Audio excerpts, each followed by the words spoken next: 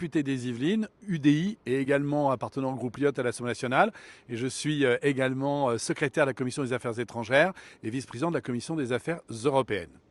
La proposition de résolution européenne qui nous est présentée aujourd'hui est importante. Je la soutiens avec quelques nuances techniques et juridiques, puisqu'il faut s'assurer qu'elle soit évidemment dans le champ légal européen, puisque c'est une proposition de résolution européenne. Elle vise en effet à classer l'organisation des Frères musulmans comme une organisation soutenant le terrorisme et à l'interdire dans l'ensemble des pays européens, à l'instar que d'ailleurs de ce qu'a déjà fait au niveau du pays l'Autriche par exemple, mais également d'autres pays musulmans. Je pense à l'Égypte, je pense à la Syrie, je pense aux actions des Émirats arabes unis, également de l'Arabie saoudite, avec une particularité, nous sommes un État laïque et la laïcité en France, elle doit se vivre comme au contraire la possibilité de tous les citoyens de pouvoir pratiquer sa religion avec une totale liberté, d'être libre de croire ou de ne pas croire, et par voie de conséquence, nous faisons une séparation importante entre la religion, mais la sphère politique. Nous considérons que la religion permet à chacun de vivre sa croyance, de vivre sa moralité, mais qu'elle ne doit pas interférer avec un rôle politique visant au contraire à instituer des lois que nous avons eu beaucoup de mal nous-mêmes à pouvoir instituer de manière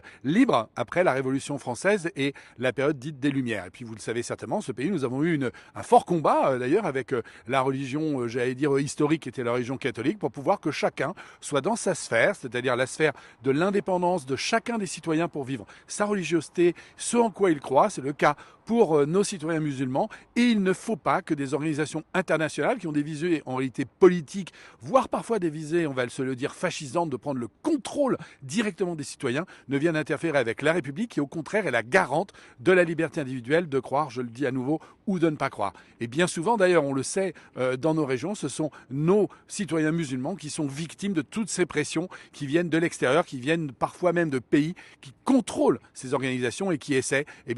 d'influer directement sur leur vie et leur liberté individuelle. Et cela, dans une république comme la nôtre, et au nom de la laïcité et au nom de la liberté religieuse, ce n'est pas acceptable.